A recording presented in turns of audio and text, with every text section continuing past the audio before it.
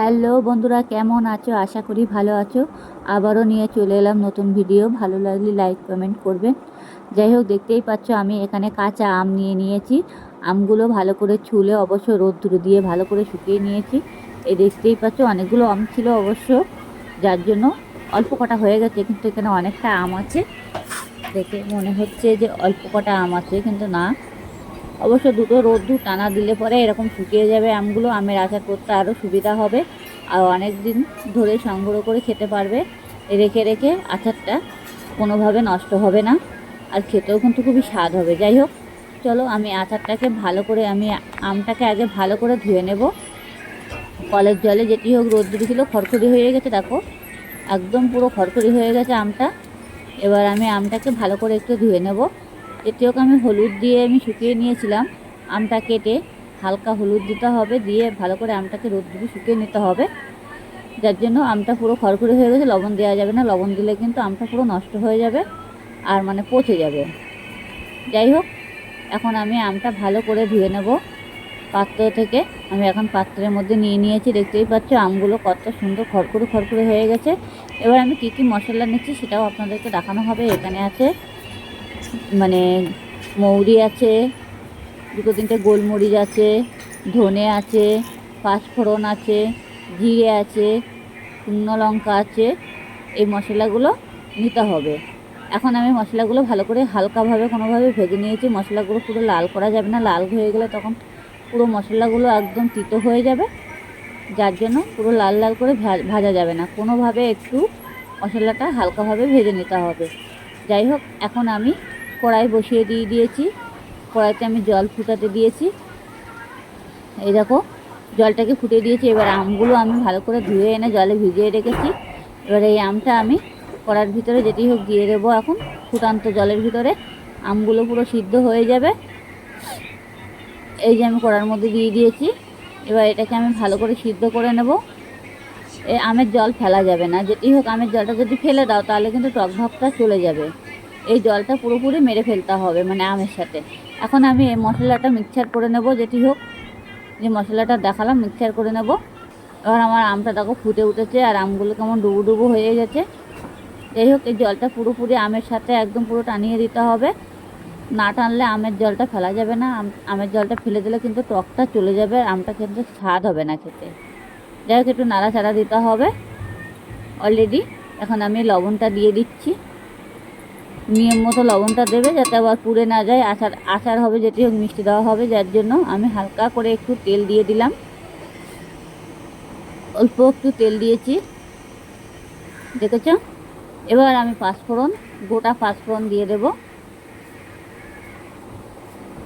পাঁচফোড়নটা একটু বেশি দিতে হবে। ঘরে বসে অতি অবশ্যই করুন, অসাধারণ এক রেসিপি। আমের আচার কী করে করবেন সেটা একবার ভালোভাবে দেখে নিন। এবার আমি পাঁচফোড়ন দিয়ে দিয়েছি। এবার আমি খুন্তি দিয়ে ভালো করে নাড়াচাড়া দেবো। পাঁচফোড়নটা কিন্তু একটু বেশিই দিতে হবে। পাঁচফোড়নটা যত বেশি দেবে তত গন্ধটা মানে বেশি ছড়াবে। যাই হোক, আমি যে মশলাগুলো বেটে রেখেছিলাম, সব মিশান করা মশলা, এটা আমি এখন আবার কড়াইর মধ্যে দিয়ে দিলাম। এটাকে এবার হালকা করে ভেজে নেব।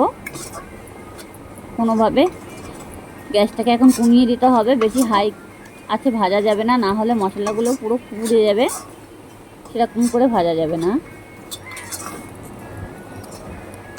এবার আমি যে আম সিদ্ধটা রেখেছিলাম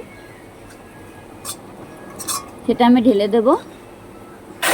এই যে আমের ভিতরে কিন্তু কোনোভাবে জল নেই, দেখতে পাচ্ছ হালকা পরিমাণে যে জলটা আছে সেই জলটাই মশলার সাথে পুরো টানিয়ে দিতে হবে, একদম পুরো টেনে যাবে, শুকনো শুকনো হয়ে যাবে।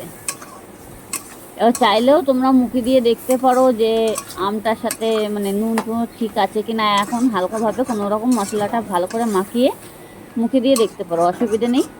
কিন্তু এটাকে ভালো করে নাড়তে হবে। অলরেডি কড়াইতে যাতে পুড়ে না যায় সেই বুঝে নাড়তে হবে। এবার নেড়ে নেড়ে একটু পাতিয়ে পাতিয়ে দিতে হবে, মশলাগুলো পুরো আমের সাথে একদম পুরো মিশে যাবে। যাই হোক, এটাকে একটু নাড়তে হবে, একটু রেখে রেখে নাড়তে হবে, পাতি দিয়ে দিয়ে একটু নাড়তে হবে। নাড়লে পরে তাহলে এটা তলায় লেগে যাওয়ার সম্ভাবনা থাকবে না। তলায় লেগে গেলে কিন্তু খুব বাজে লাগবে, তখন কিন্তু নাড়া যাবে না। একটু টাইম নিয়ে নিয়ে কাজ করতে হবে। যাই হোক,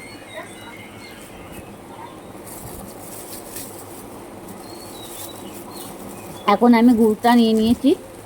আপনারা যে কোনো গুড় চাইলে দিতে পারো, মনে করলে ঝোলা গুড় দিতে পারো। আমি অবশ্যই এখানে শুকনো গুড় নিয়েছি, বেশি ঝোলা নিয়ে আসিনি। দেখতেই পাচ্ছ আখের গুড় দিয়েছি। আপনারা যে কোনো গুড় দিতে পারো, অসুবিধা নেই। আমি এখানে আখের গুড় দিয়ে দিয়েছি। এবার এই গুড়টাকে ভালো করে জাল দিতে হবে। আর বেশি শক্ত গুড় দিলে পরে থেতো করে নিতে হবে, না হলে কিন্তু গলবে না তাড়াতাড়ি, আমগুলোই নষ্ট হয়ে যাবে। একটু নরম নরম টাইপের একটু গুড়টা আনলে পরে তাড়াতাড়ি হয়ে যাবে আর সুবিধা হবে। বেশি শক্ত গুড় আনা যাবে না। এ দেখো, দেখতেই পাচ্ছ গুড়টা কিন্তু গলে গেছে অনেকটা। এখনও কিছু কিছু দলা দলা আছে, এটা কিন্তু নাড়তে নাড়তে গুড়টা পুরো গুলে যাবে, একদম পুরোপুরি গলে যাবে, অসুবিধা নেই। আর এতে কিন্তু ভুল করেও তোমরা হলুদ দেবে না। হলুদটা যেটি হোক যখন আমটা শুকনো করার সময় হবে সেই সময়টা দেবে, তাছাড়া আদার্স ভুল করেও দেবে না, কিন্তু লবণটা দেবে, আর কিছু না। আর যে মশলাটা দেখালাম সেই মশলাটা সেই বুঝে দেবে। চাইলেও একটু খেয়ে দেখতে পারো, অসুবিধা নেই। যে মনে করবে যে একটু হালকা খেয়ে দেখবে যে মিষ্টি হয়েছে কিনা, সেটাও দেখতে পারো, অসুবিধা নেই। এখন এটাকে ভালো করে নাড়তে হবে। নাড়তে নাড়তে পুরো একদম ঝোলটা কমে যাবে।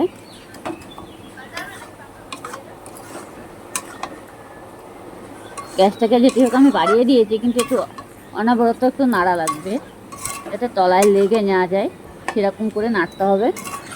তলায় লেগে গেলে কিন্তু ভালো লাগবে না, স্বাদটাই নষ্ট হয়ে যাবে।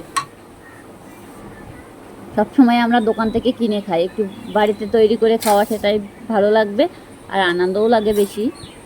মজাদার খাওয়ার একটা বাড়িতে তৈরি করে খাওয়াই মানে মজা আলাদা, ঠিক না? যাই হোক, দেখতেই পাচ্ছ আমার আচারটা কিন্তু পুরোপুরি তৈরি হয়ে গেছে, দেখো একদম। আর কালারটাও কত সুন্দর, একদম পুরো দোকানের মতো হয়ে গেছে। আর কালারটাও কিন্তু দারুণ এসছে, দেখেছ? অসাধারণ একটা কালার। এটাকে ভালো করে মানে জ্বালিয়ে চাইলে বয়মের মধ্যে ভরে সারা বছর ধরে খেতে পারবে, এটা নষ্ট হওয়ার কোনো ভয় থাকবে না। কিন্তু হ্যাঁ, মানে সবসময় এঁটো হাত দিয়ে তুললে পরে সেটা কিন্তু নষ্ট হয়ে যাবে, এঁটো হাত দিয়ে তোলা যাবে না। চাইলে চামচ ব্যবহার করবে, করে সবসময় মানে যখন একটু রুটি রুটি খাবে সেই রুটি দিয়ে খেতে আচারটা খুবই ভালো লাগবে। যাই হোক, আমার আচারটা অলরেডি তৈরি হয়ে গেছে হালকাভাবে। আর একটু চাইলে পুরো শুকনো করে দিতে পারো, যদি মনে করো না একটু ঝোল ঝোল থাকবে, সেটাও অসুবিধা হবে না। যাই হোক, আমার আচারটা হয়ে গেছে। এখন আমি একটা পাত্রে ঢেলে নেব। আমি পাত্রের মধ্যে ঢেলে নিয়েছি, যেটি হোক। এখন আমি এটা ঠান্ডা করে আমি একটা কাচের বয়মে তুলে নেব। ভালো লাগলে লাইক কমেন্ট করতে ভুলবে না, কেমন?